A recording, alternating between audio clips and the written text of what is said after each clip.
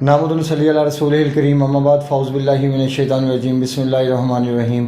السلام علیکم ورحمۃ اللہ وبرکاتہ۔ میں ہوں حکیم آصف علی راؤ۔ آج کا جو موضوع ہم ترتیب دے رہے ہیں وہ اسپیشل ایک بڑا اہم موضوع ہے، اور میں سمجھتا ہوں کہ اگر اس کو ہی ایک موضوع کو ہی اگر آپ سمجھ لیں تو آپ کے کافی سارے مسائل حل ہوتے ہیں۔ اس کی وجہ یہ ہے کہ ہم دنیا میں جب سے پیدا اللہ رب العزت نے ہمیں کیا، ہم ایک چیز اپنا حق سمجھتے ہیں کہ ہم جو کچھ کرتے ہیں، کرنا چاہتے ہیں وہ کرتے ہیں، اور اللہ نے ہمیں آزادی دی ہے۔ لیکن اللہ نے ہمیں اشرف المخلوقات بنایا۔ اشرف المخلوقات بنانے کا مطلب یہ تھا کہ ہمیں دوسروں سے ممتاز کر دیا۔ جیسے فرشتے ہیں، ان کے پاس تو اللہ رب العزت نے ایسا سسٹم ہی نہیں رکھا کہ وہ اپنی مرضی کر سکیں، اور جو جنات ہیں وہ آگ سے بنے ہوئے ہیں، وہ حکم عدولی ہی کرتے ہیں، یعنی کہ ان کے پاس 2 نبی بھیجے گئے تو انہوں دونوں کو شہید کر دیا۔ لیکن انسان کی شخصیت اللہ رب العزت نے کیسی بنائی ہے متناسب، کہ ایک وقت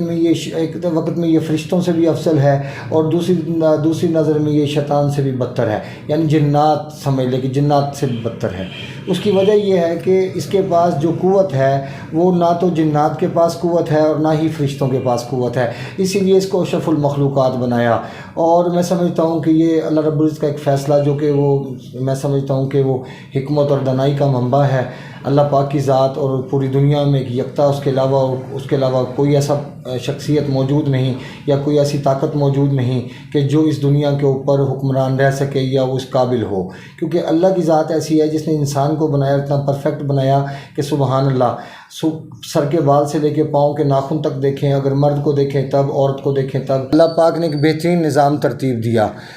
نئے آنے والے دوستوں سے گزارش ہے چینل کو سبسکرائب کر لیں، بیل آئیکن کو پریس کریں، کمنٹ سیکشن میں اپنی رائے سے ضرور آگاہ کریں۔ اور یہ سب کہنے کا مقصد یہ ہوتا ہے کہ بعض دوستوں کو انفارمیشن مسلسل اگر درکار ہے تو وہ سبسکرائب کریں گے تو ویڈیوز تسلسل کے ساتھ ملتی رہیں گی۔ آج کے جو موضوع ہم ترتیب دے رہے ہیں وہ پرہیز پہ ہے۔ پرہیز کیوں ضروری ہے؟ پرہیز کا زندگی میں کیا اثر ہوتا ہے؟ آخر پرہیز کرنا ضروری کیوں ہوتا ہے؟ یاد رکھیں کہ پرہیز کے بغیر اگر ہم ٹریٹمنٹ کرنے چلتے ہیں، کسی بھی بیماری کا علاج کرنے چلتے ہیں، تو اس میں سب سے پہلے جو کام ہوتا ہے وہ ہوتا ہی پرہیز کا ہے۔ اگر ہم پرہیز کے اوپر پورا کاربند ہو جاتے ہیں، جیسے مثال کے طور پہ کسی انسان کے اندر رطوبات موجود ہیں، اور اگر رطوبات موجود ہیں تو اس کی تمام ٹھنڈی چیزیں بند کر دی جائیں، دودھ وغیرہ بند کر دیا جائے،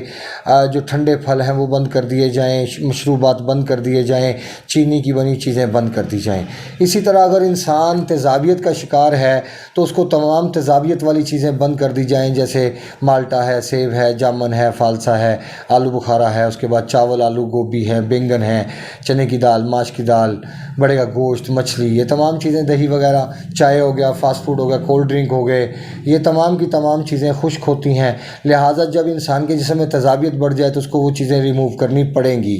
اگر وہ ریموو نہیں کرے گا تو یقیناً اس کے برے اثرات اور اس کے آنے والے وقت میں جو نقصانات ہیں وہ اس کو بھگتنا ہوں گے، اور وہ کسی بھی لیول کے ہو سکتے ہیں۔ اس میں کوئی لیول کا ہم ترتیب نہیں دے سکتے کہ وہ کس لیول کے ہوں گے، لیکن انسان کے لیے پوری زندگی اذیت کا باعث ہوگی۔ اسی طرح اگر کسی انسان میں حرارت موجود ہے تو اگر اس بندے کو ہم گرم چیزیں کھلائیں گے تو وہ اس کے لیے زہر قاتل ثابت ہوں گی اور نقصان دہ ثابت ہوں گی۔ یاد رکھیں کہ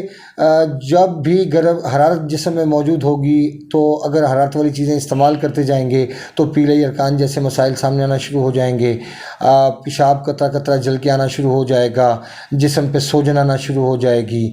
کڈنیز پہ دباؤ بڑھ جائے گا اور وہ پیشاب کو خارج نہیں کر پائیں گی، جس سے نقصانات کا سامنا کرنا پڑتا ہے۔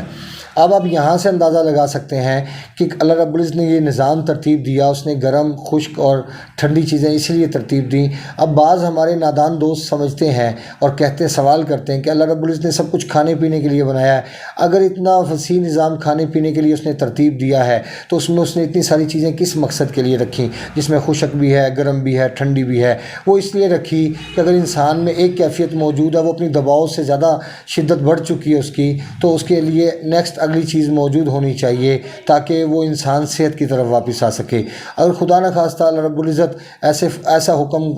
لاگو کر دیتے کہ دنیا میں گرم چیزوں کا استعمال نہ پیدا کیا جاتا کہ استعمال، تو پھر بلڈ کی سرکولیشن کیسے نارمل رہ سکتی؟ اگر ہم اپنے آقا صلی اللہ علیہ وسلم کی زندگی سے دیکھیں تو ہمیں نمونہ نظر آتا ہے کہ سرکار کی زندگی میں 70% 80% جو چیزیں تھیں وہ حرارت والی تھیں، کوئی 10% تر گرم جس میں رطوبات ہوتی ہیں، کوئی 10% ایسی تھیں کہ جو دل کو طاقت دینے والی تھیں۔ اب یہاں سے کیا ثابت ہوتا ہے؟ یہاں سے ثابت یہی ہوتا ہے کہ اللہ رب العزت نے یہ نظام ترتیب دیا ہے، یہ مقصد اور ایک قاعدے کلیہ کے تحت ترتیب دیا، اگر اس کے اوپر عمل کریں گے تو اس کے نتائج حاصل کر لیں گے۔ بہرکیف پرہیز کی ضرورت ہماری زندگی میں بہت زیادہ ہے، اور اس کا آپ اندازہ اس بات سے بھی کر سکتے ہیں، اگر بواسیر کا پیشنٹ ہے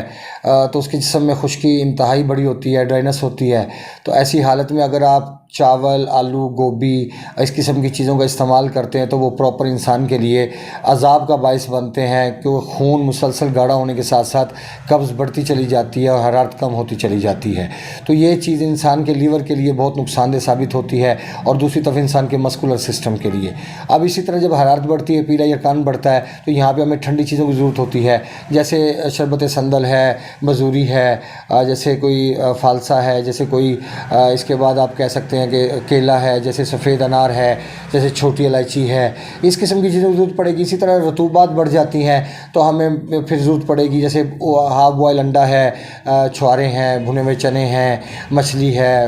یہ اس ٹائپ کی چیزوں کی ضرورت پڑے گی۔ لہٰذا اگر جائزہ لیں گے اپنی فزیکل کنڈیشن کا، تو پرہیز ہمیں تبھی کرنا پڑتا ہے کہ صحت کی حالت ہے تو پھر کس بات کا پرہیز؟ جیسے کہ انسان نارمل کنڈیشن میں ہے، نہ اس کو گیسٹرک کا مسئلہ بنتا، نہ اس کے یورین میں جلن ہوتی، اس کا یورین بھی ٹھیک آتا ہے، جلن کے معاملات بھی نہیں ہے، گیسٹرک ایشو بھی نہیں ہے، تو آپ سوچیں کہ اگر گیسٹرک ایشو نہیں ہے، سب کچھ نہیں ہے، کچھ بھی معاملات نہیں ہے، انسان فزیکلی فٹ ہے، نارمل ہے، اس کی فزیکل ہائٹ اس کی اچھی ہے، اس کا جو ویٹ ہے وہ اس کی ہائٹ کے مطابق زبردست ہے، اس کا پیٹ اس کی چھاتی سے باہر نہیں نکلا ہوا، تو یہ ساری چیزیں اگر ٹھیک ہے تو پھر ہم کیوں کہیں گے کسی کو پرہیز کرنے کا؟ لیکن اگر دیکھا جائے پرہیز، پھر بھی ہمیں ان چیزوں کا استعمال زیادہ کرنا پڑے گا۔ اگر صحت کی حالت ہے تو بھی ہمیں پرہیز کرنا پڑے گا ان چیزوں سے جو خون کو گندا کرنے کا سبب بن سکتی ہیں۔ جیسے انسان ایک صحت کی حالت میں کھڑا ہے، وہ ضرور بیمار ہونا چاہتا ہے، اگر وہ ساری چیزوں کا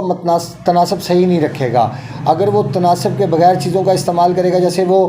مسلسل کھجور استعمال کرنا شروع کر دے۔ آقا اسلام صلی اللہ علیہ وسلم نے کیا فرمایا؟ انہوں نے فرمایا کہ اگر تم کھجور کھاؤ تو ساتھ تربوز کھا لیا کرو، اور کیونکہ جو تربوز ہے وہ کھجور کی گرمی کو رفع کرتا ہے۔ اب دیکھیں کتنی بڑی بات ہے۔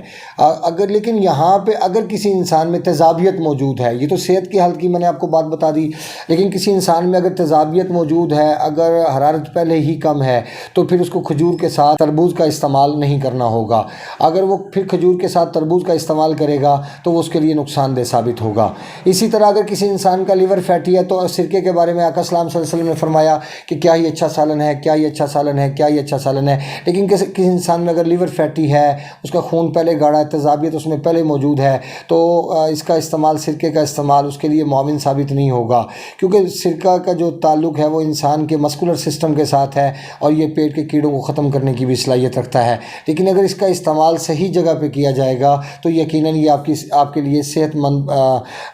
بالکل ہوگا، کیونکہ آقا اسلام کے کسی بھی فرمان کے اندر کوئی بھی ایسی چیز موجود نہیں جو ہمارے لیے نقصان کا سبب ہو۔ لیکن کچھ جگہیں ایسی ہوتی ہیں کہ جہاں پہ ان چیزوں کا استعمال سوچ سمجھ کے کرنا پڑتا ہے، جیسے کھجور آقا اسلام صلی اللہ علیہ وسلم نے پوری زندگی کھائی، لیکن سرکار نے پوری زندگی کھجور کے ساتھ تربوز کا استعمال نہیں فرمایا۔ لیکن جیسے مثال کے طور پہ اگر گرمی کا موسم ہے، اگر آپ کھجور کھا رہے ہیں اور آپ صحت مند ہیں تو پھر آپ کو تربوز کا استعمال ضرور کرنا چاہیے، کیونکہ اگر ایسی حالت، اگر یہ طریقہ کار اختیار نہیں کریں گے کہ آپ گرمیوں میں کھجور کھا رہے ہیں، اس کے ساتھ تربوز نہیں کھائیں گے، تو پھر وہ آپ کے جسم میں ری ایکشن کا باعث ضرور ہوگا، اور وہ کچھ بھی ہو سکتا ہے، چھپاکی کی صورت میں ہو سکتا ہے، وہ آپ کے جسم میں حرارت کی صورت میں ہو سکتا ہے، تقطیر البول کی صورت میں ہو سکتا ہے۔ بہت ساری چیزیں ایسی ہیں کہ جو جہاں پہ اس کا استعمال پھر اس صورت میں نہیں ہوگا کہ سمپل آپ کھجور استعمال کریں، لیکن اگر حرارت بیلنس ہے تو پھر کھجور کے ساتھ ضرور آپ تربوز کا استعمال کر سکتے ہیں۔ اپنے دوست احباب کا خیال رکھیں، ملتے ہیں انشاءاللہ مزید انفارمیٹیو ویڈیو کے ساتھ۔ وما علینا الا البلاغ المبین۔ السلام علیکم ورحمۃ اللہ وبرکاتہ۔